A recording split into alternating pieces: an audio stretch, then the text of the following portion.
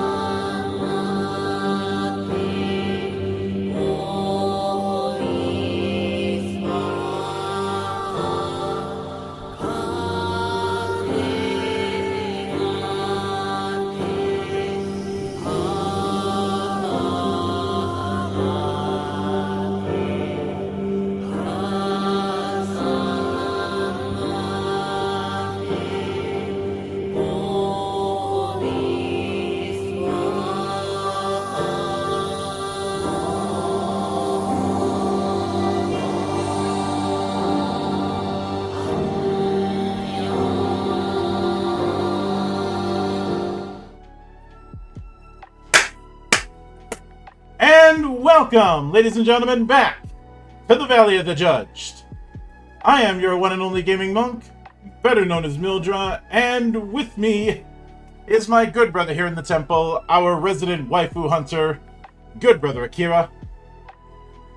ICL's getting a break just so I can announce that I'll be once again meeting an awesome cat. She is an awesome cat, the only cat I want to meet, and the only cat I will give everything to. If you know, you know. So, last time around, we delved into the equipment and the shop's systems, which were pretty good. I will always appreciate any game that gives me an extensive and detailed weapon list, with said weapons actually being more than just a collection of numbers.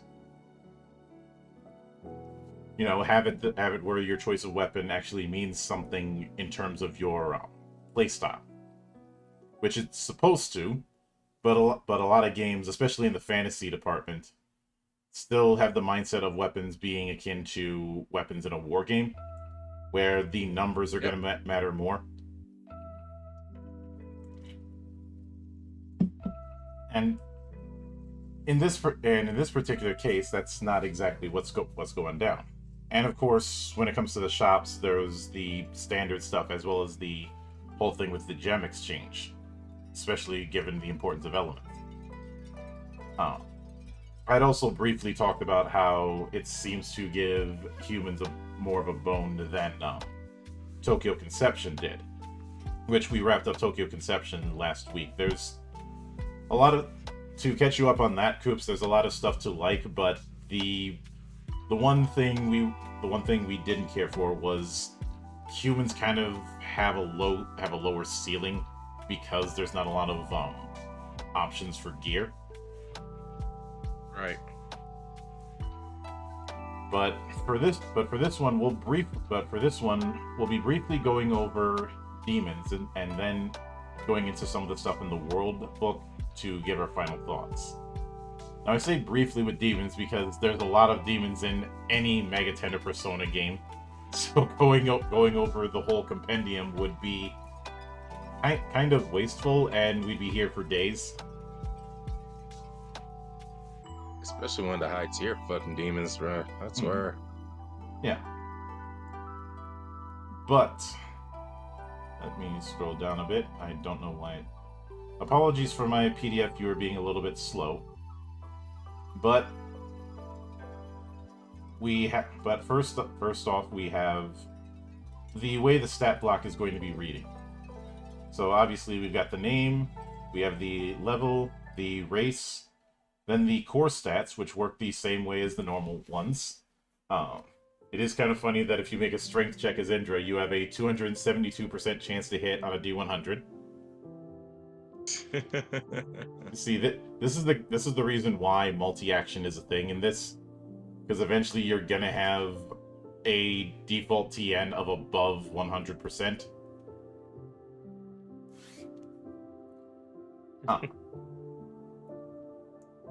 Let's see, then the, as I mentioned, the core stats, as well as the stat TNs, which work the same way as they do for characters.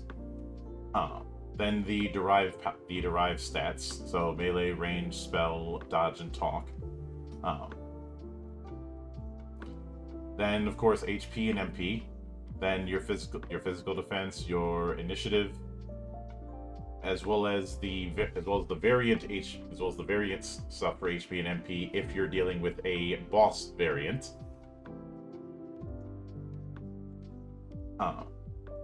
Which you go, in the case of Indra, you're going from 891 to 4455. So best pack of lunch. You're going to be in it for the long haul. Indeedy. Mm-hmm. And of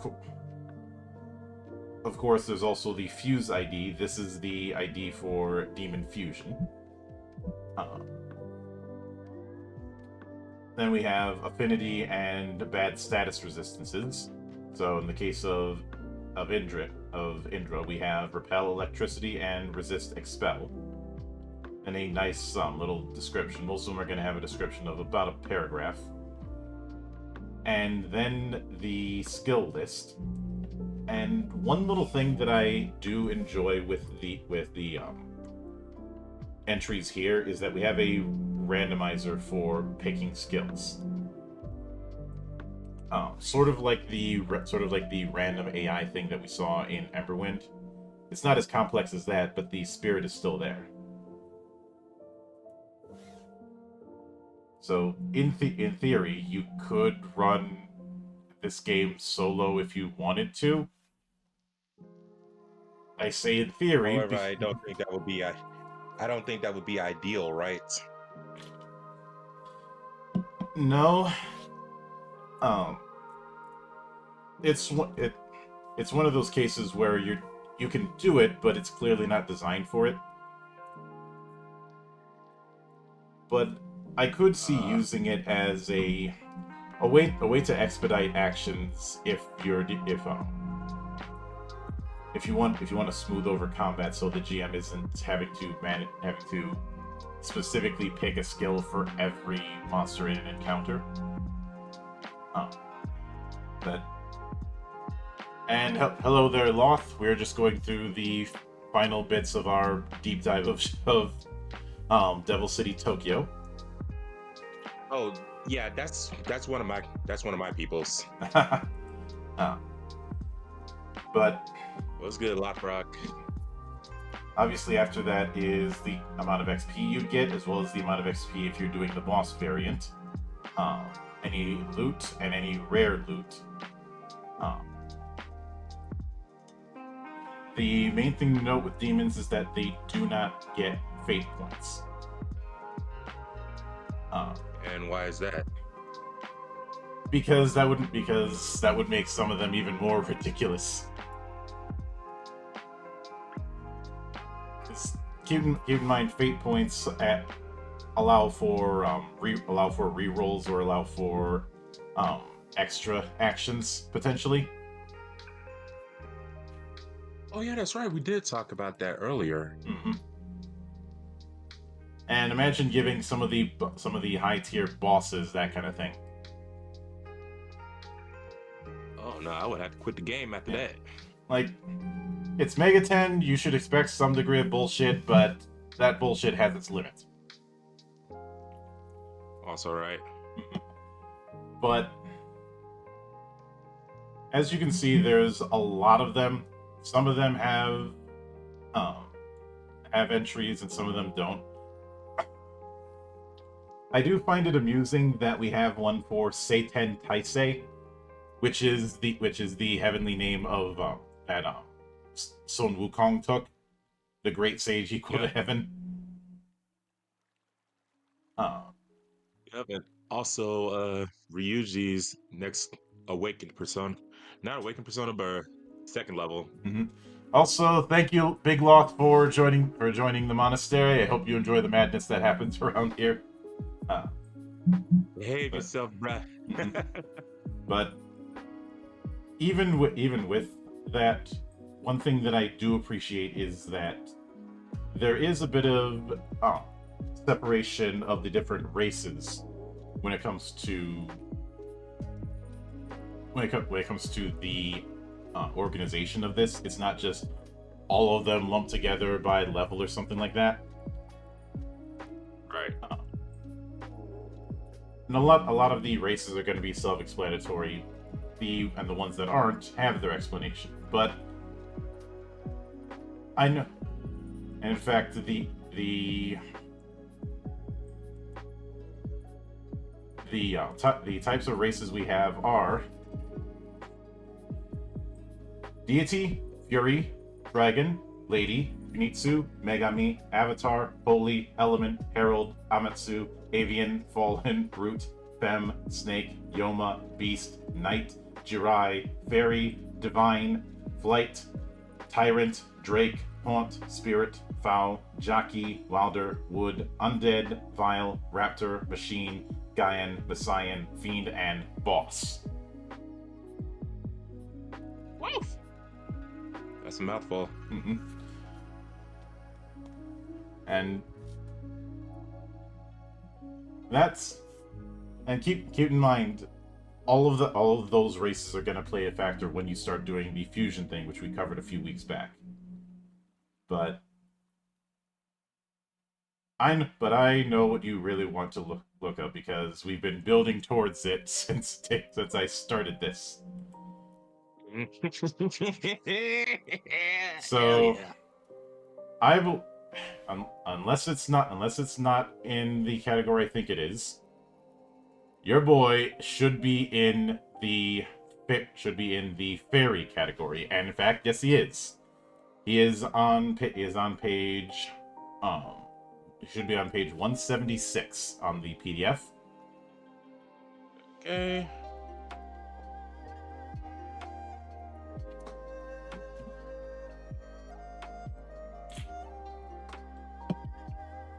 Uh, 175. Mm-hmm. Yep. Yeah, I'm looking at it at a 2-page spread, so the numbering might have gotten thrown off. But yeah, Jack Frost, level 5, fairy type. Uh, and as Bufu, Mabufu, Raku, Kaja, and Call Ally. Which matches? Mm-hmm. He has his own keyword in Heo. Because why the fuck not? Mm-hmm. It is kind of funny that you could use Jack Frost as a boss if you wanted to.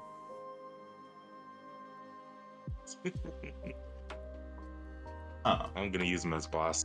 Mm-hmm. And obviously drains ice, weak to fire, nullifies the freeze bad status. And in fact, as you can see, Bufu, when rolling that, you get a 20% chance of freeze. I mentioned before that when it comes to the whole rolling separately for these for a percentage of bad status. Yeah.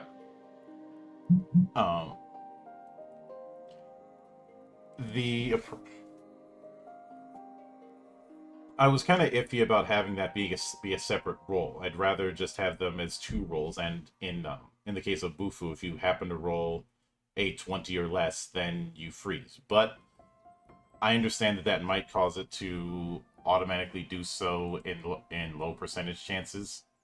So I can understand why that's not the case. I would just play that by ear because nobody plays Uno as written. Not even you. Nope. And if you say you do, you're lying.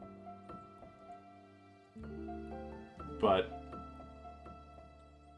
and of course, if the loot is a Mabufu stone and the rare loot is a frost hood. Of course, on the page before, we had Jack Frost's brother, Pyro Jack, or Jack-O-Lantern, depending on the translation. Which is funny, because in preparation for this, I had to watch I watched a Let's Play of Jack Bros, which has become something of a meme where people act like Jack Bros is this high art game. I mean, it's one of the only good Virtual Boy games. Yeah, but when there's only like 17 Virtual Boy games, is that really a win? As long as you're tracking. Mm-hmm. I mean, it is a fine game. I'd like to see full speed runs of it. There probably are. I just haven't seen them yet, because time is definitely the factor with it. I can look that up right the fuck now. Jack Bros. I have to wonder if people ended up blazing Jack Frost because they want to be able to play on a Virtual Boy and deal with the effects of playing too long on a Virtual Boy. Alright, in terms of the beat the game category, at least for the Jacks, it is 22 minutes and 34 seconds set by Smooth Cola Pepsi. This was set around like January 17th, 2021. Alright. So I stand corrected on that front. But let's take a look at some of. I know what Fiend is in Nocturne. In Devil City, Tokyo, it's basically people who exist outside of the flow of the apocalyptic world. And one of the main ones that's brought up is Goto, who was one of the primary antagonists in the early Mega 10 games. And when it comes to bosses, this is where we get our really high-end stuff like Shiva, Metatron, Michael, Gabriel, obviously Lucifer, Cert, and Yahweh. Which I know whose level is 108, and I know some would be like, wait, why is Yahweh a final boss? He was the final boss in SMT 2.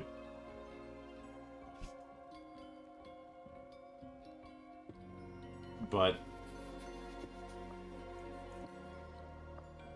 beyond that, when it comes to the monster entries, I want to see what the page difference is. So it goes from page 121 all the way to all the way to 219. So I'd say about 100 pages worth of demons, arranged in a 2 per page, much like what we're planning on doing with Legend Edition. Yeah. I'm not gonna count. Even with that, I'm not going to try and count how many monsters there are total in this and compare it to mine, because I'm very certain I will lose. And Hydra says no Mara. There's a Mara. Mm-hmm. I just skimmed past it. What page? Going back up there now. Should be under haunted, if I recall. Let's see. Or vile. Let's see. Haunt. No, it's not in Haunt. But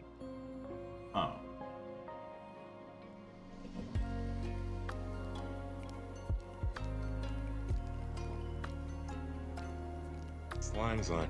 Okay, Slime's on there. Shit. I know I passed by that shit. Mm-hmm. What? All right, Tyrant. Oh, Tyrant. Okay. Yep, there it is. There it is, right there. Yep, just got to it. Yep.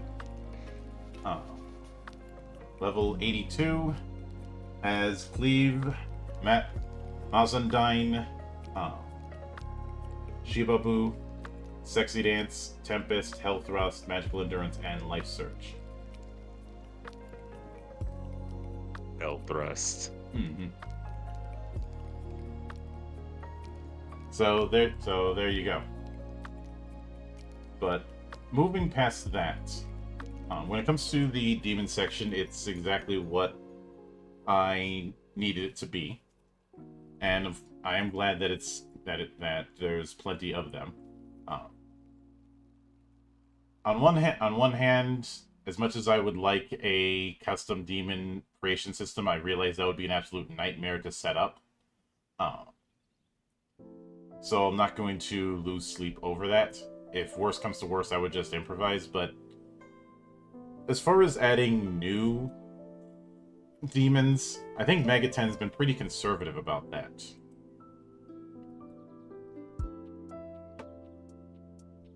Yeah, only rarely will they add like new demons. Now, reinterpretations of existing ones, like say Cerberus, who's been a thing since day one. Like Cerberus was the first good demon in the in the original story. Like the first. Yeah. When I say the original, I mean the original Digital Devil story. So basically, the first book. And has always made an appearance, although oddly enough it wasn't until he showed up in Persona 3 that he actually had 3 heads. Irony. On the other hand, for the longest time, Loki didn't even look like what you'd expect Loki to look like. So, creative license, I'll put it that way. And Lost says, this kind of feels like Genshin in a way. How? I mean, I haven't touched Genshin in years, but how?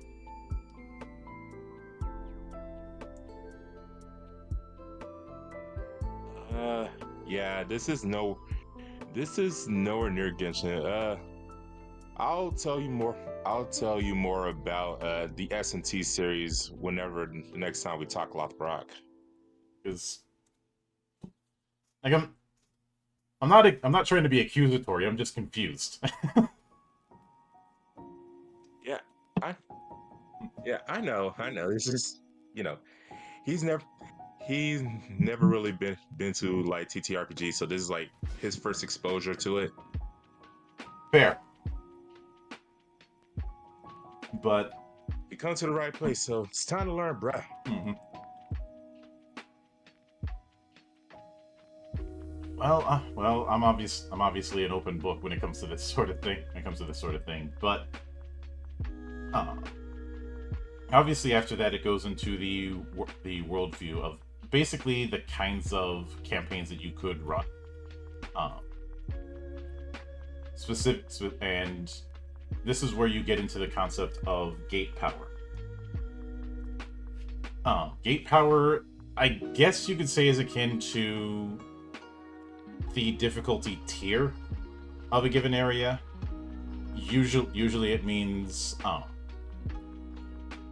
the overall level of demons that will show up and how frequently they will, which is why you have the different types of encounter rates. It can also act as a potential cap as far as how high a level of demon can show up, or at a reasonable amount. I look at it as challenge rating without all of the stuff that I hate about challenge rating. Which, for context, challenge rating was something that was introduced in D&D 3.0, then was removed in 4th, and then came back in 5th. The idea being it is the reasonable level for a balanced party of 4 against this particular monster. Now, keep in mind that wording, a balanced party of 4. Care to guess the problem I have with challenge rating just based on that description?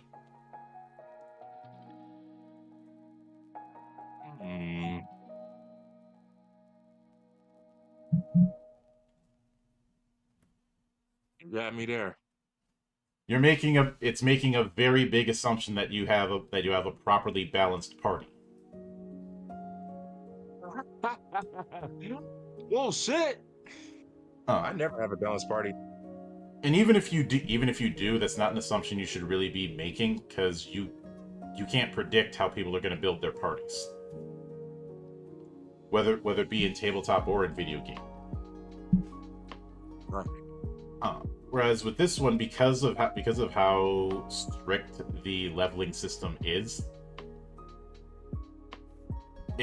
that's how it can work out. And yeah, the problem that I have with challenge rating is that it makes too many assumptions. It's also looking at each monster individually, when rarely do people have an individual monster in an encounter unless it's a boss. Right, and I like what a Theory of Dragon says, balanced by whose standards? On 3.0, it would have been Monty Cook, but he was still on that ivory tower bullshit back then. So make of that what you will. And with 5, well, a lot of that was Crawford, and to reference one line, if Crawford was in a room with proper designers, he'd be whistling "Stranger in Paradise," because both him and Merles have been kind of third wheels for the longest time. And in the case of Crawford, yeah. I'm not letting it slide that when people asked him why is there no crafting rules in 5e, he was like, well, we made it blank so that people could come up with their own forms of crafting. That is I'd like to introduce you to my new store, Bed Bath & Beyond bullshit.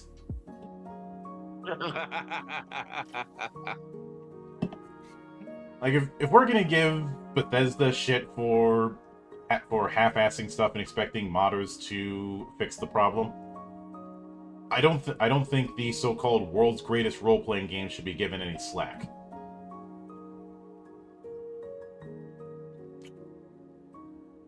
Nope. Yeah.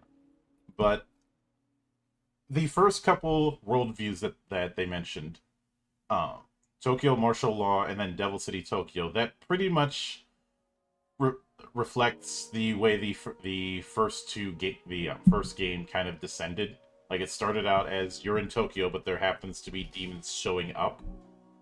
Then things get out of hand, the U.S. throws nukes at the problem, and then you have the apocalypse. Uh,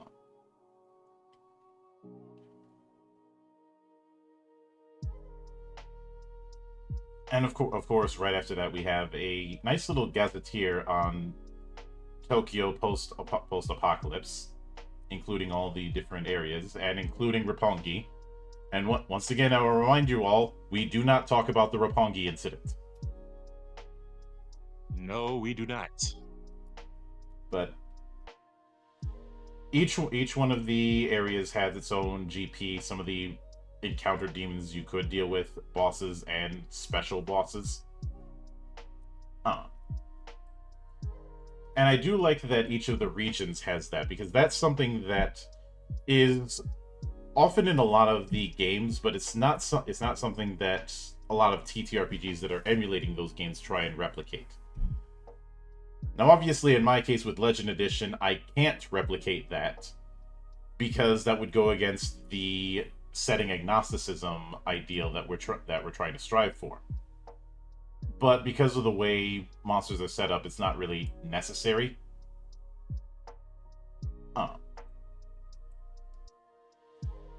And beyond that,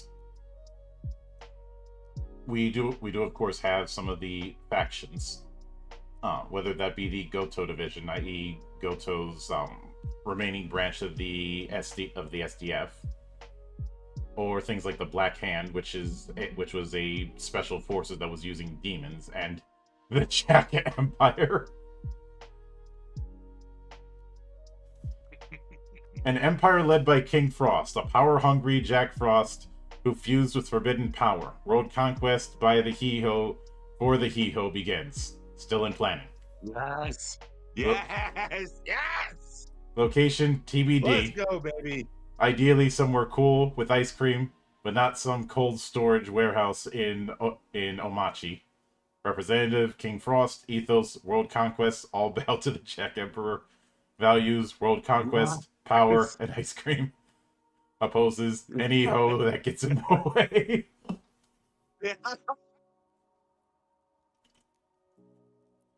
And if you see the 241, it is what you'd expect a King Frost Emperor to look like. Yes. Mm-hmm. But beyond that, we have things like the residents of the Devil City. So a handful of characters throughout the first couple games. Going into some of the setup for the Great Cataclysm and Tokyo Millennium, which is again going into that whole here's how things end up going as the world is going to shit. As well as contact tables for the contact system within the game.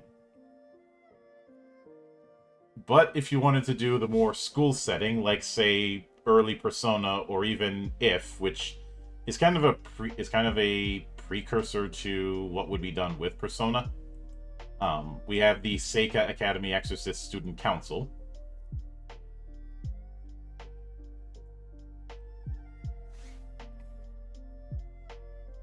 Which isn't necessarily going on rules of Persona use.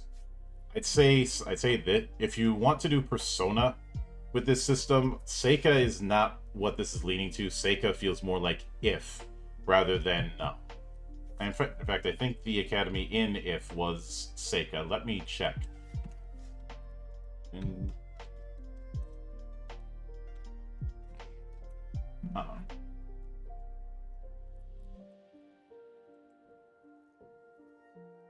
So let me... Okay, no, it wasn't... It was not Seika Academy. It was Karukozuka High School.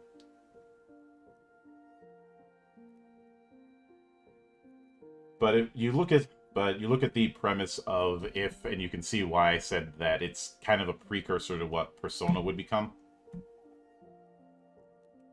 Yeah.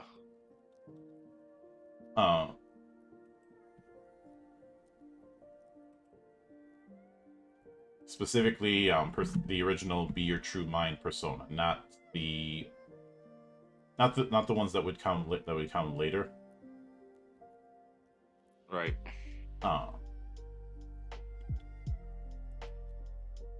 But and of course it has the Exorcist Student Council and extra contact tables, so it's there if you want to take that route, which I'm not sure if I would personally, but I appreciate that it is there. And after that is the section about the game master. But a lot of Before we this... go there, I see another one, Mildred. What? It's Hiho Kun on page 258.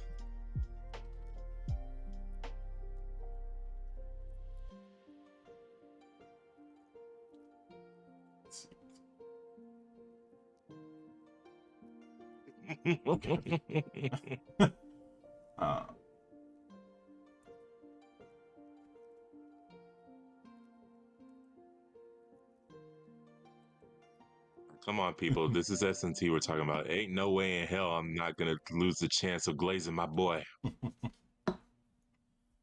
And well, given how in Tokyo Conception one of the pre-gens was a Jack Frost with boxing gloves who wanted to become a hero. But another name that is going to be very familiar to people that shows up is Igor. Or is it Igor? Pretty sure it's Igor. Is your name Frodrick? Frodrick Frankenstein? But beyond that is the appendix. After a few scenario ideas, obviously, each with varying amounts of gate power, which I do appreciate. But the appendix, first we have the rules summary. I think some of these you could print off and put into like one of those custom GM screens. And then the character sheets proper.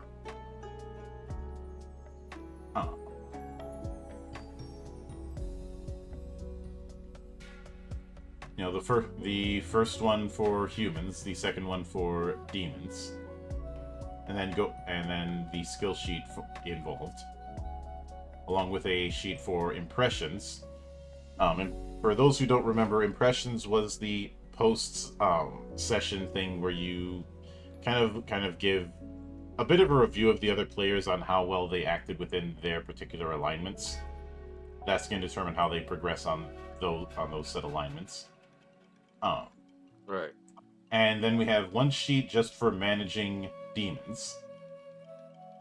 Because if you're playing a demon summoner, which given that this is SMT, is going to be inevitable. That is present for those who want to do it. And most importantly for me, we have a big ol' index. Yes, index.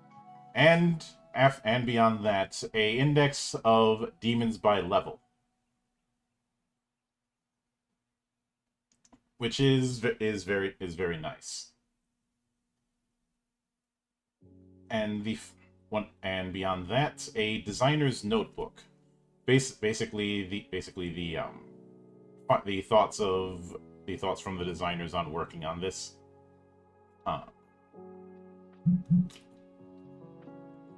Where it kind of goes into what we mentioned previously, that this started as just modifying Tokyo Conception until it became its own thing. And that's word of God because the person saying that is Yusuke Tokita.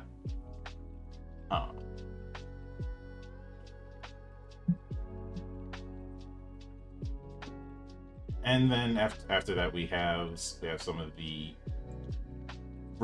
remarks from the translators.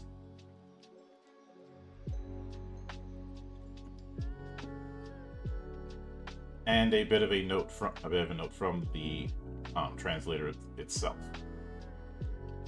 and of course the back of the book. So, with all of that said, that more or less covers the core book. And while we won't go into it, I will note that in the time that we've been doing the month of Megaten, a expansion for Shin Megami Tensei did come out as far as translation. That being Diamond Realm. Now, we're not going to go into it here as far as in the same level of detail, but Diamond Realm is it. The best way I can describe it is that it's expanding on what we have for the core book, but it clearly skews more towards 2 than 1. A lot of what we have in the core book has a lot of leaning towards the original Shin Megami Tensei with some elements of 2 and if. Diamond Realm has, of course, the Diamond Realm post-Cataclysm area from SMT 2, as well as a bunch of new demons, along with a new scenario and a few other little notes.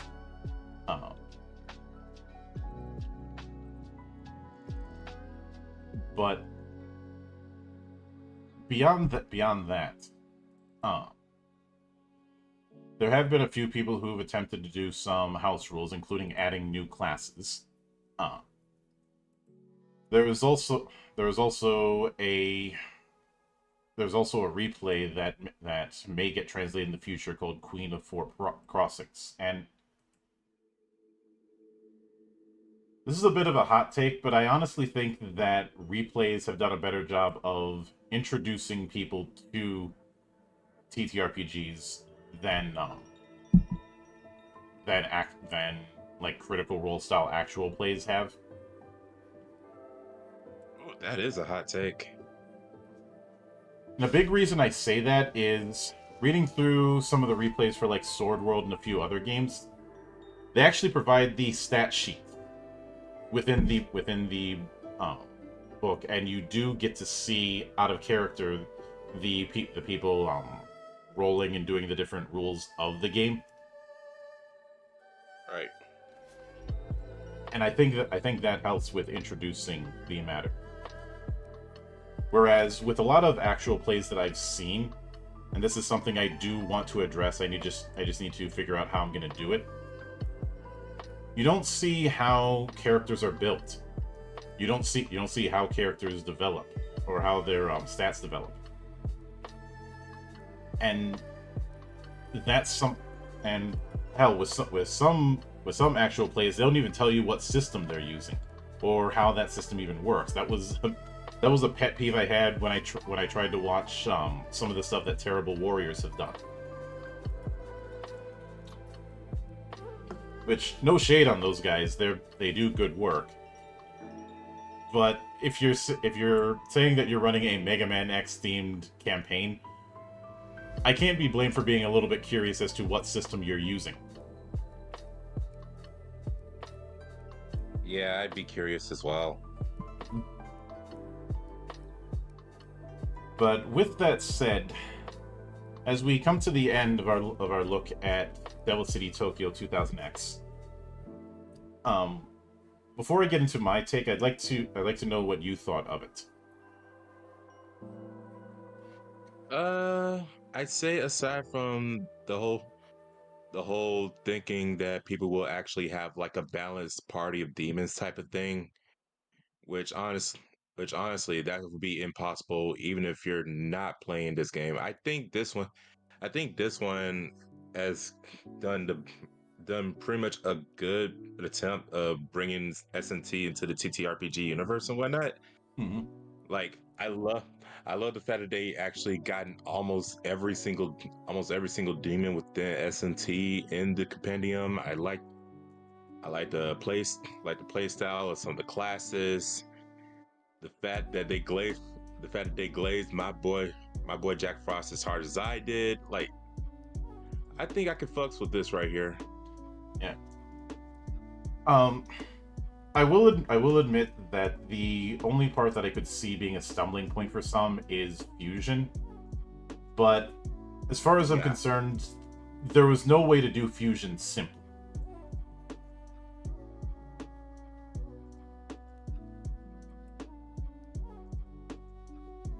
Like there, like fusion is always going to be a complex system.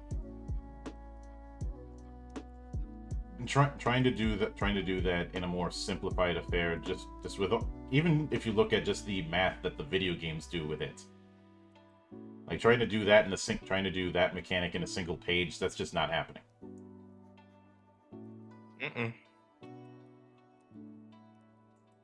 So it,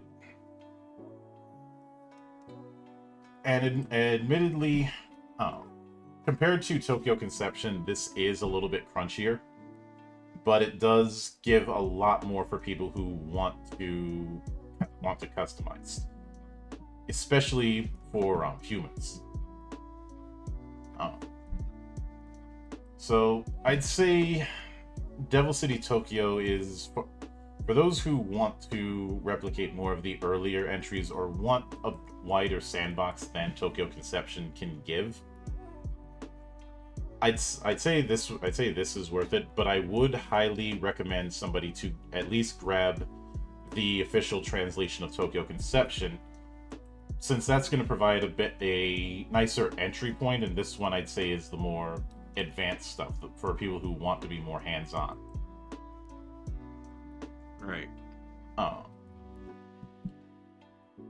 Now, as far as whether or not something like this would ever cover like 4 or 5, I think that's going to come down to house ruling. But I'd say it wouldn't be too difficult to convert what we've got here into SMT4's setup. 5 might require some work. And as far as some of the many spin-offs, there are some that I could see using this system for, and there's some that I'm like, no. Last Bible is a case of no. Whereas Devil Survivor, from what I've been told, I could see using this more than using Tokyo Conception. Digital Devil Saga, well, this one, the stranger concept, there's already setups of characters who can transform into demons that we covered. So that covers DDS. As far as the Devil Summoner games, those would be easy to do. And in fact, I think it would be an interesting challenge to adapt Raido Kuzunoha into this system. If somebody wanted to do Persona, there's already a game called Chamber of Heart that I think would do a better job at that.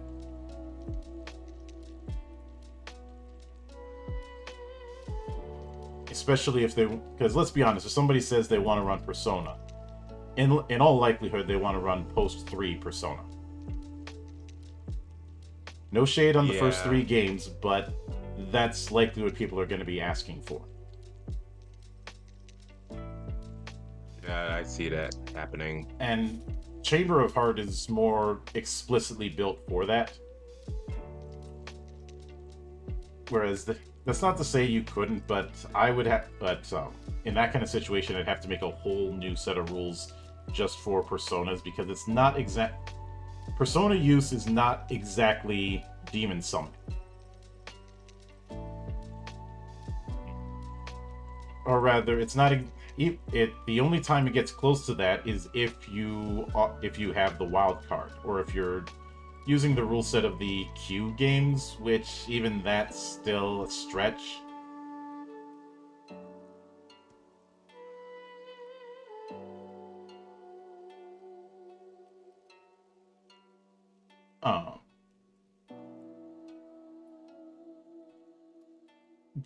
But beyond that, if I were to, as far as where I'd put Devil City Tokyo in my grade system, I think I'd be fine with going strongly recommended, especially for SMT fans in general and SMT fans of the early games in particular.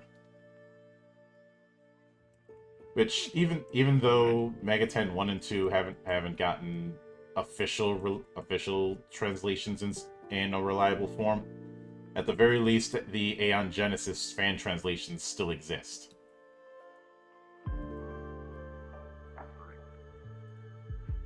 So I look forward to whatever translations of Devil City Tokyo or even Tokyo Conception come about, because I've had a lot of people talk up about doing SMT in tabletop before, and a lot of times it doesn't go anywhere.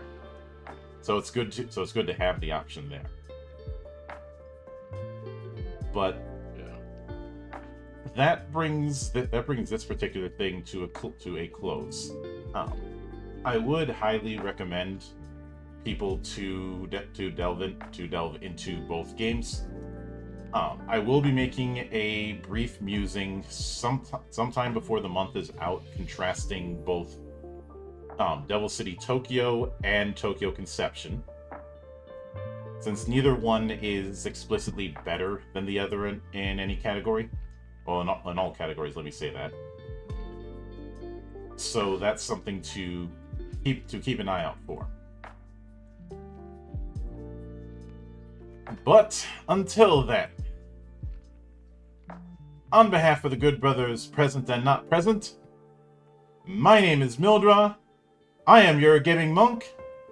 Stay fucking frosty, everybody.